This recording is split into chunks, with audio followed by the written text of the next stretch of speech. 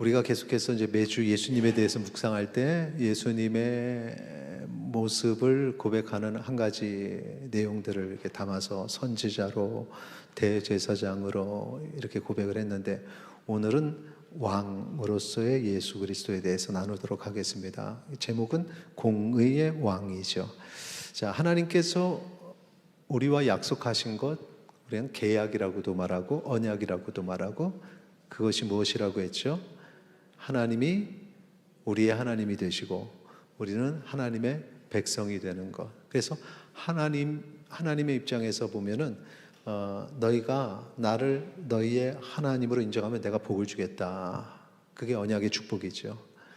우리의 입장에서는 하나님이 나의 하나님이 되십니다. 그렇게 고백함으로 우리가 하나님의 백성으로서의 삶을 살겠다고 다짐하는 겁니다. 그래서 그리스도인의 정체성은 하나님의 백성이죠. 하나님의 백성. 하나님의 백성이라고 할 때는 그냥 단순히 내 말씀에 순종하겠습니다의 선이 아니라, 내가 하나님의 말씀에 순종함으로 하나님의 통치가 거기에 이루어지는 겁니다. 우리는 그 통치란 말을 다양한 말로 표현했어요.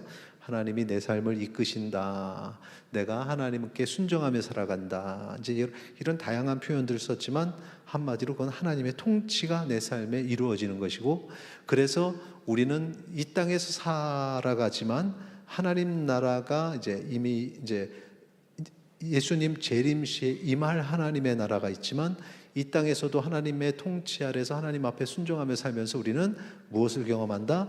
하나님의 나라를 경험하는 거죠. 그래서 하나님의 나라를 경험하는 것, 이미 임한 하나님의 나라, 또 우리에게 임할 하나님의 나라. 그래서 하나님의 나라는 이 두 가지의 개념이 있습니다. 이거 상당히 신학적인 개념이에요. 이것까지 가슴에 확 와닿아서 살아간다면 여러분은 정말 훌륭한 그리스도인이 되는 건데, 얼굴을 보면은 이해한 분도 계시고 아직 무슨 소리인지도 잘 모르는 분도 계시고 계속 반복할 겁니다. 걱정하지 마세요. 어느 순간에 딱 깨달아. 이게 사실은 이론적으로는 아는데 이게 가슴에 와닿기가 쉽지가 않은 거죠. 그러니까 이론적으로 뭔지를 알아요. 근데 신학생들도 사실은 그걸 가슴에 담기가, 내가 하나님 나라의 백성으로서 살아가는구나, 이게 가슴에 확 와닿아야 되는 거죠. 내가 하나님의 자녀라는 게 어느 순간에 확 와닿고, 또 우리 하나님께서 이 땅에 오셔서 임마누엘의 하나님으로 십자가에 달려 죽으셨다는 거 이론적으로 아는데 어느 순간에 가슴에 확 와닿는 때가 있거든요.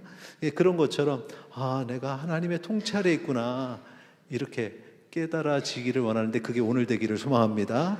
자, 그렇게 통치 아래 사는 하나님의 백성이 우리의 정체성이었고, 하나님께서 에덴 동산을 만드실 때도 그걸 원하셨는데, 인간이 타락했다, 인간이 죄를 졌다라는 건 뭐냐면 하나님의 통치를 거부한 겁니다. 싫다는 거죠. 이런 겁니다. 그냥 나 아버지 싫어, 답답해, 이러고 이제 뛰쳐나가는 거하고 똑같습니다. 그래서 언약이 깨지죠. 약속이 깨지고 계약이 깨지고, 이 문제를 해결하기 위해서 예수님께서, 임마누엘 하나님 예수님께서 이 땅에 오심으로 새 언약의 중보자가 되십니다. 자, 그러면서 선포하시는 게 뭐냐면 내가 왕이다, 너희를 통치하겠다. 다시 통치의 회복이 일어나고 하나님 나라의 회복이 있는 거죠. 자, 고린도전서 15장 22절에서 25절까지가 그걸 이야기합니다. 같이 읽겠습니다. 아담 안에서 모든 사람이 죽은 것 같이 그리스도 안에서 모든 사람이 삶을 얻으리라. 그 후에는 마지막이니 그가 모든 통치와 모든 권세와 능력을 멸하시고 나라를 아버지 하나님께 바칠 때라. 그가 모든 원수를 그 발 아래에 둘 때까지 반드시 왕 노릇 하시리니 아멘. 아담을 아브라함을 사실 제가 이게 원고가 잘 안 보입니다, 여기. 그래서 원고를 보기 위해서는 살짝 뒤로 이렇게 좀 가야 보이거든요. 찬양할 때 가사가 잘 안 보여서 가사를 보기 위해서 살짝 뒤에서 찬양했더니 어떤 분이 목사님 찬양할 때 탁 뒤로 물러서면서 찬양하는 모습이 은혜롭다고 그러셨대요. 그래, 감사하다. 그 아담 안에서 모든 사람이 죽은 것 같이, 이게 이제 언약이 깨지고 계약이 깨진 건데, 그리스도 안에서 모든 사람이 삶을 얻으리라는 이 삶이 하나님의 통치 아래 살아가는 하나님 나라의 삶이죠. 그러면서 새 언약의 중보자 되시는 예수 그리스도. 그런데 24절에 보면 그가 모든 통치와 권세와 능력을 멸하신다 그러면서 이 세상의 저주받은 땅에서의 이 어둠의 세력의 통치를 다 거두시고, 그 다음 25절에 반드시 왕 노릇하실 것이다. 하나님 나라가 임할 때, 그때 이제 하나님 나라의 완전한 통치가 이루어지는데, 그때까지 예수 그리스도께서 이 땅에 왕 노릇하시는 겁니다. 그래서 이 땅에서도 우리가 예수 그리스도를 왕으로 고백하고 우리는 주의 자녀로서 하나님 나라의 백성으로서 살아가는, 그러니까 이미 임한 하나님 나라, 바로 그것을 지금 25절에서 얘기하는 겁니다. 자, 우리의 왕이 되시는 예수 그리스도, 그분이 불의의 세상을 심판하는 왕이심을 믿으시기 바랍니다. 그리고 공의로 세상을 다스리시는 왕이심을 믿으시기 바랍니다. 자, 예수님이 이 땅에 오시는 그 성경의 내용은 이제 신약의 가장 처음 부분이죠. 구약에 예수님이 오시기 이전에 선지자, 특별히 이사야 선지자가 한 왕이 임할 거라는 예언을 했습니다. 자, 그 내용이 바로 이사야서 32장 1절이죠. 보라, 장차 한 왕이 공의로 통치할 것이요 방백들이 정의로 다스릴 것이며, 이렇게 말하고 있습니다. 한 왕이 오면은 통치를 하는데 공의로 통치한다. 그래서 그 왕을 우리는 뭐라고 얘기하냐면 공의의 왕. 그분이 통치하는 아래에서는 방백들, 이게 신하입니다. 예, 좀 방백이란 말이 어려운데 신하들도 정의로 통치하는데, 이 정의는 하나님의 공의, 예수 그리스도의 공의, 그 통치 아래서 정의 사회가 구현이 되는 겁니다. 그래서 하나님의 공의, 주 예수 그리스도의 공의하고 이 땅에서의 정의는 다른 개념이 아닙니다. 그러니까 하나님의 공의가 이 땅에 이루어져서 우리가 정의로운 사회를 이끌어 가야 된다는 거죠. 자, 여기서 우리는 공의롭지 못한 사회에 대한 개념을 이제 가지게 되는 거예요. 지금 한 왕이 통치하는데 공의로 통치할 것이다, 이걸 이야기하는 이유는 지금 그 시대가 공의롭지 않기 때문에 그런 겁니다. 공의롭지 않은 시대, 공의가 사라진 시대, 이 공의가 사라졌다, 이게 무슨 의미인가? 이사야 32장 5절을 보세요. 같이 읽겠습니다. 시작. 어리석은 자를 다시 존귀하다 부르지 아니하겠고 우둔한 자를 다시 존귀한 자라 말하지 아니하리니. 자, 지금 공의로운 시대는 어리석은 자를 존귀하다고 부르는 시대가 아니라는 거죠. 공의로운 시대는 우둔한 자를 다시 존귀하다고 말하지 않는 시대라는 거예요. 반대로 이렇게 돌려보세요. 공의롭지 않은 시대는 어떻게? 어리석은 자를 존귀하다고 말해요. 그리고 우둔한 자를 존귀하다고 말해요. 그래서 여기서 우리가 지금 공의롭지 못한 사회 정의할 수 있습니다. 공의롭지 못한 사회는 어떤 사회? 시작. 어리석고 우둔한 자들이 존경받는 사회. 지금 우리는 예수님 오실 날을 우리가 예언하는 그 이사야 선지자의 그 말씀을 지금 살펴보는데, 지금 이 말씀을 지금 볼 때 오늘 이 시대하고 한번 비교해 보십시오. 여러분 각자가 이 시대에 이건 이거고 이건 이거고 시키는 시간을 따로 갖지 않습니다. 여러분이 한번 생각해 보세요. 공의롭지 못한 사회, 어리석고 우둔한 자들이 존경받는 사회, 이게 말도 안 돼. 어떤 사회가 어리석은 자들을 존경하나 우둔한 자를 존경하나, 이렇게 지금은 생각이 들 텐데, 자, 그럼 여기서 말하는 어리석고 우둔함이 무엇인지 살펴보겠습니다. 이사야서 32장 6절 7절에 있는 이 모든 것들이 어리석고 우둔한 것들이에요. 하나씩 보죠. 제가 지금 그 성경 구절을 이렇게 좀 잘라놨습니다. 하나씩 여러분이 읽어주세요. 처음에 시작. 이는 어리석은 자는 어리석은 것을 말하며. 자, 보세요. 어리석은 말을 하는 사람들이에요. 말이 항상 지혜롭고 현명함이 아니라 어리석은 말을 하는데 그 사람 말이 옳다고 다 쫓아가는 거죠. 그 다음 시작. 그 마음에 불의를 품어 간사를 행하. 마음에 불의를 품어요. 간사해요. 공의롭지 못해요. 마음이 터가 그렇습니다. 그냥 마음의 터가. 그 다음 패역한 말로 여호와를 거스르며. 여호와를 거스리는 패역한 말. 하나님이 없다 막 이러는 것들 다. 신은 없어. 신은 인간이 만들었어. 사람들을 막 거기 막 열광하고 쫓아가죠. 어리석은 자들 우둔한 자들인데 존경받잖아요. 그 다음 보겠습니다. 시작. 줄인 자의 속을 비게 하며 목마른 자에게 마실 것을 없어지게 함이며. 줄인 자, 목마른 자 채워주는 게 주님의 마음인데, 그런데 줄인 자를 또 비게 해요. 목마른 자에게 마실 것을 없어지게 하는. 약한 자에게 막 더 강해서 막 그 사람들의 모든 것을 끌어내는 이런 모습들.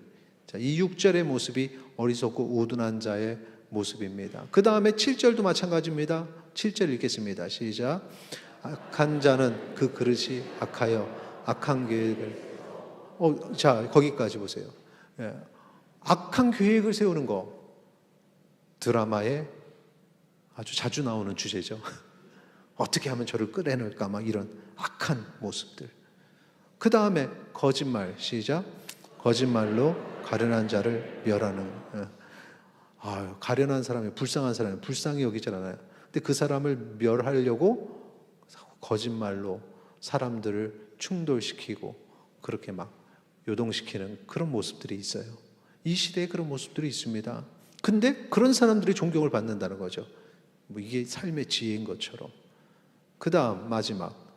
가난한 자가 말을 바르게 할지라도 그리 함이거니와. 이게 무슨 얘기냐면, 가난한 자가 말을 잘합니다. 그런데 그런 가난한 자의 말은 듣질 않아요. 그냥 눌러버립니다. 이런 게 이제 문제라는 거죠. 이런 시대, 이런 게 그냥 표준이 되는 삶. 이런 악한 사람들은 당연히 비난받아야 되는데, 그렇게 살면서 지위도 없고 재산도 없고 하니까 사람들이 그렇게 되길 바라는 겁니다. 존경하는 거죠.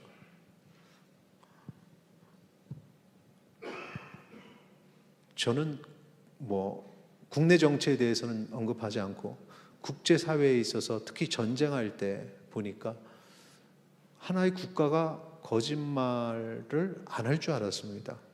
참 순진했던 거죠. 그런데 전쟁하는 그 국가들 모습 보니까 거짓말은 쉽게 하더군요. 자기한테 불리하면 일단 거짓말을 해요. 그리고 그게 다 통용되고 다 그러려니 하고,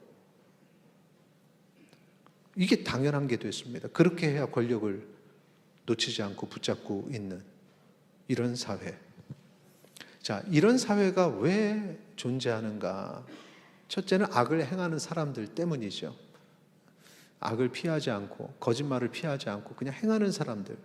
자, 두 번째 문제는 뭐냐면, 그것이 문제라고 알면서도 침묵하는 사람들, 이 동조자들입니다.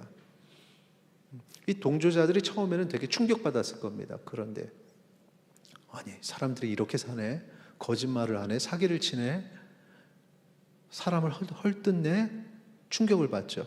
그런데 내 일이 아닙니다. 내가 그걸 당하면은 되게 막 난리 날 텐데 남의 일이에요. 그러니까 그냥 그럴 수도 있지 하고 그냥 침묵해요. 이건 동조하는 겁니다. 동조. 이사야서 32장 3절을 보세요. 그걸 이야기합니다. 보는 자의 눈이 감기지 아니할 것이요 듣는 자가 귀를 기울일 것이며. 이게 이제 그 공의로운 사회의 모습이에요. 보는 자의 눈이 절대 감기지 않는다. 듣는 자의 귀가 가려지지 않아서 귀를 기울일 수 있다. 반대로 불의한 사회는 보는 자가 보려고 해도 그걸 못 보게 합니다. 못 보는 이유는 두 가지죠. 누군가가 못 보게 하거나 아니면 자기가 눈을 감아버리는, 동조자들이 눈을 감는 거죠. 두 번째, 듣는 자가 귀를 기울이지 못하게 막죠. 내 일이 아니다, 내 일이 아니다, 막는 거. 이런 시대가 되었습니다. 어떤 이들이 그래요. 지나가면서 누군가를 선한 사마리아인처럼 도와야 되는가 말아야 되는가, 괜히 돕다가 내가 손해를 볼 수 있다, 그냥 모른 척 지나가야 된다. 왜 이런 문제가 생기냐? 그 사회가 악해졌기 때문에, 불의한 사회이기 때문에. 이렇게 그들을 좀 이렇게 변명할 수 있어요. 원래 선한 사람입니다. 악한 세상에 자기는 악하지 않으려고 노력합니다. 근데 침묵하는 건 단지 저들과 충돌을 피하고 싶은 것 뿐입니다. 문제를 일으키기 원치 않아서 그냥 침묵하는 것입니다. 그렇게 시대는 흘러가고 사람들은 더 악해지고 불의는 더 창궐하게 되고, 그래서 동조자들도, 침묵한 사람들도 동조 잘하는 거죠. 이건 분명히 성경적이지 않고 예수님이 원하시는 게 아니에요. 왜냐하면 예수님이 왕으로 오시면 이 문제를 다 고치신다는 거죠. 자, 이사야서 32장 4절 보세요. 같이 읽겠습니다. 시작. 조급한 자의 마음이 지식을 깨닫고 어눌한 자의 혀가 민첩하여 말을 분명히 할 것이라. 자, 앞부분에 보는 자가 못 보고 듣는 자가 듣지 못하게 하는 게 이 불의한 시대인데, 보게 하고 듣게 하고 그 다음 말하게 한다는 거예요. 분명히 말하게 한다. 침묵하지 않게 말하게 한다. 예수님이 그럼 어떻게 이 불의한 세상에서 주의 의를 따르는 자들이 말할 수 있는 용기가 생길까? 침묵하면서 동조했던 자들이 어떻게 말을 할 수 있을까? 지금 읽은 4절에 보면 그 사람도 어눌한 혀예요. 우리도 마찬가지예요. 그 사람이 아니라 우리가 잘 말할 수 없습니다. 혀가 어눌해요. 또 마음이 조급해가지고 실수를 많이 합니다. 인간적으로. 그런데 우리가 그 일을 할 수 있는 이유는 지식을 깨달았기 때문에. 이 지식이 무슨 지식일까요? 하나님의 말씀이죠. 하나님의 말씀을 통해서 깨닫습니다. 지혜와 지식이 되시는 하나님의 말씀을 들으면서 마음이 정리되고 말을 하는데 혀가, 이 어눌한 혀가 잘 정리해서 말할 수 있게 되는 거예요. 그러면서 세상을 바꾸는 일에 방백, 주의 신하가 되어서 정의로 다스리는 일을 하게 되는 것. 그런 주의 일꾼 되기를 소망합니다. 공의의 왕이 오시면 이 사회의 구조도 바꾸십니다. 어떻게 바꾸시느냐? 이 구조가 뭐냐? 공의롭지 못한 자들이 자꾸 유익을 얻는 거죠. 그러니까 이제 침묵하는 사람들이 생기는 건 침묵해도 자기한테는 불이익이 없기 때문에 뭔가 얻어지는 게 있으니까 그냥 침묵하고 넘어가죠. 그런데 우리 예수님은 그걸 원치 않으세요.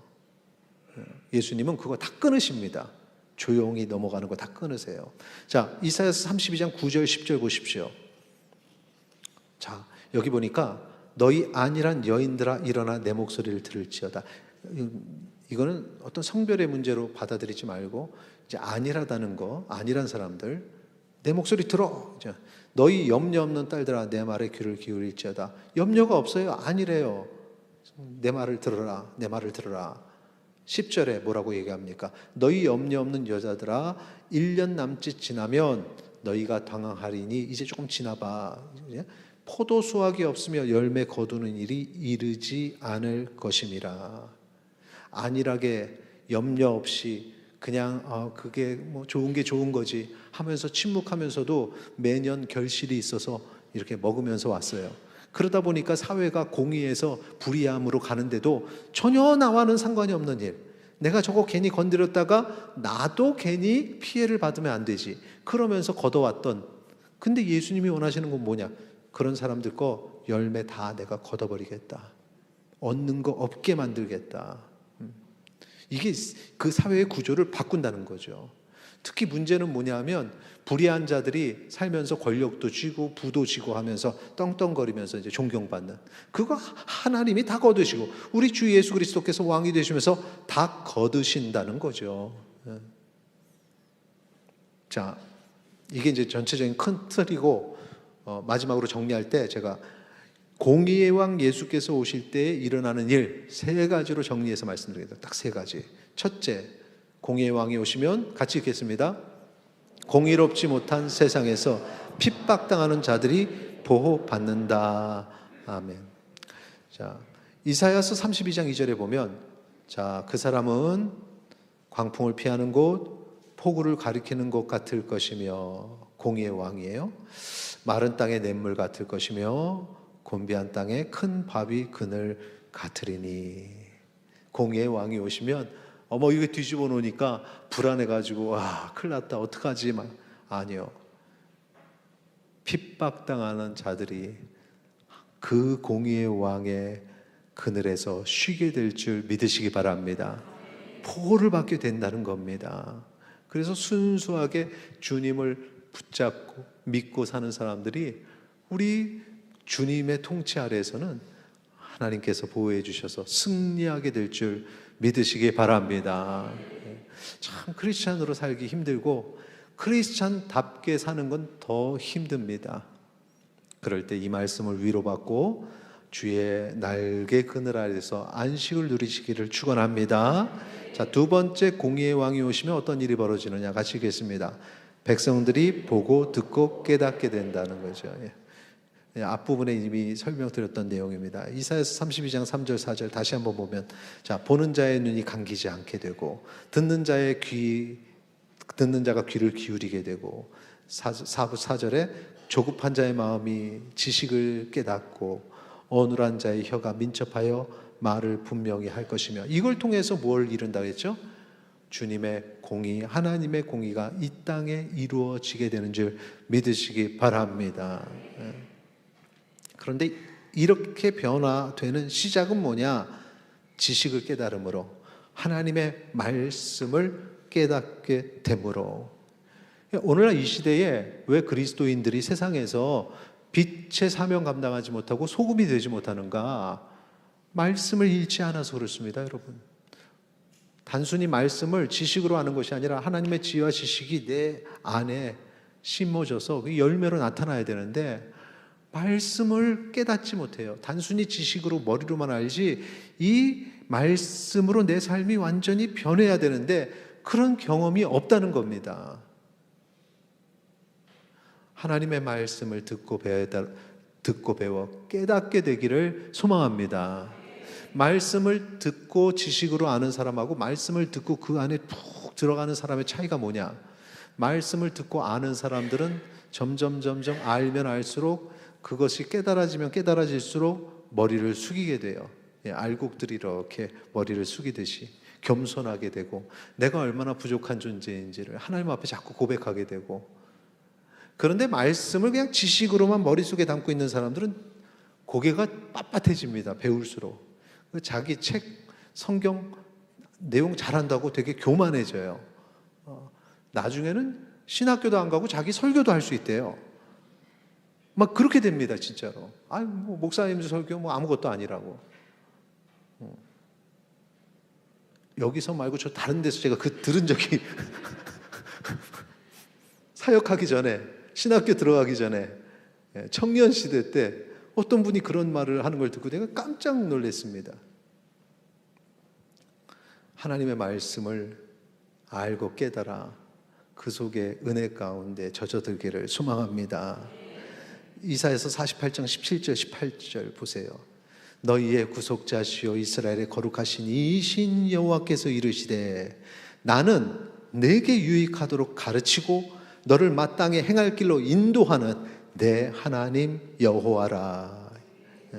18절 내가 나의 명령에 주의하였더라면 내 평강이 강과 같았겠고 내 공의가 바다 물결 같았을 것인데, 근데 하나님의 말씀에 주의하지 않고 귀를 기울이지 않고 배우지 않아서 지금 그 모양 아니야, 그렇게 얘기하시는 거죠. 자, 하나님의 말씀 속에 깊이 들어가서 참된 그리스도인으로서 축복받기를 축원합니다. 자, 마지막 세 번째, 공의의 왕이 오시면 어떤 일이 벌어지느냐 같이 읽겠습니다. 악한 자에게는 심판, 선한 자에게는 회복이 일어날 것이다. 아멘. 자, 악한 자들에게 내리는 심판 보시죠. 이사야서 32장 14절에 보면 대저 궁전이 폐함바되어, 궁전 멋지게 지었는데 다 부서져 버립니다. 인구 많던 성읍이 적막하게 되죠. 오벨과 망대가 영원히 구렬이 되며 들나귀가 즐기는 곳과 양떼의 초장이 되려니와. 자, 맨 마지막 양떼의 초장이 되어버리는, 그냥 푸른 들이 된대요. 아무것도 남지 않은, 뭐 영광을 바라보고 제자들이 예수님 같이 이렇게 나갈 때 예수님 저 성전을 보세요, 얼마나 멋집니까? 다 무너지는 거죠. 다 무너지는 거. 선한 자들에게는 회복이 일어나는데, 회복의 말씀 볼까요? 15절 보세요. 14절 다음에 있는 건데, 마침내 위에서부터 영을 우리에게 부어주시리니 성령이 임하시면 그 다음에 어떤 일이 벌어지고 우리가 변화되는데 광야가 아름다운 밭이 된대요. 아름다운 밭을 숲으로 여기게 된다는 겁니다. 여러분, 이거 말씀을 14절 15절을 읽을 때 한 번쯤은 이상하다 하는 생각을 하셔야 돼요. 그게 뭘까요? 14절 15절을 이렇게 비교해 보세요. 공의롭지 못한 자들이 살던 곳 뭐가 된다고요? 양떼의 초장이 된대요. 초장. 의로운 자들이 거하던 곳은 무엇으로 여기게 돼요? 아름다운 밭과 숲. 양떼의 초장하고 아름다운 밭과 숲이 어떻습니까? 그게 그거 아닌가? 그렇죠. 이게 뭐냐 하면은 심판이 이와 같다는 거죠. 심판. 똑같은 심판이에요. 근데 그 심판이 딱 임할 때 공의롭지 못한 자들은 그 심판 앞에서 막 두려워 떨게 되고, 이게 저주가 되는 거예요. 심판이 저주가 되는 거죠. 그런데 의롭게 살려고 하나님 말씀 붙잡고 살던 사람들은 심판이 딱 임할 때 이게 축복이 된다는 겁니다. 그래서 이게 표현이 둘 다 초장이고 숲이고 비슷한데 하나는 저주고 하나는 축복이 된다. 아직까지 여러분이 아멘을 하지만 믿기 힘든, 말도 안 돼 이러는 느낌이 좀 와요. 말도 안 돼. 근데 이 차이가 뭐냐 그러면 이 질문을 하셔야죠. 여러분이 성경 읽을 때 이해가 안 되면 그냥 넘어가지 마시고, 그럼 도대체 이 차이가 뭡니까? 왜 하나는 심판이고 하나는 저주고 하나는 축복이 됩니까? 이 심판이 도대체 차이가 뭐냐? 성경에 기록이 되어 있습니다. 이사야서 32장 18절, 19절, 20절. 이거 보고 여러분 차이가 뭔지를 한번 찾아보세요. 같이 읽겠습니다. 시작. 내 백성이 화평한 집과 안전한 거처와 조용히 쉬는 곳에 있으려니와 그 숲은 우박에 상하고 성읍은 파괴되리라. 모든 물가에 씨를 뿌리고 소와 나귀를 그리로 모는 너희는 복이 있느니라. 아멘. 지금 섞여 있죠. 숲이 우박에 상하고 성읍이 파괴되는 그런 초장이 있고, 또 조용히 쉬는 어떤 그러한, 또 그래서 소와 나귀들이 모이는 아름다운 밭과 숲이 있습니다. 여기서 지금 차이가 뭘까요? 이 두 군데의 차이? 잘 모르겠어요? 힌트. 18절에 아니에요. 둘 다 초장이라 했으니까 사막은 아니죠. 자, 18절에 뭐라고 써 있습니까? 내 백성. 내 백성. 내 백성. 이게 힌트입니다. 이게 단서입니다.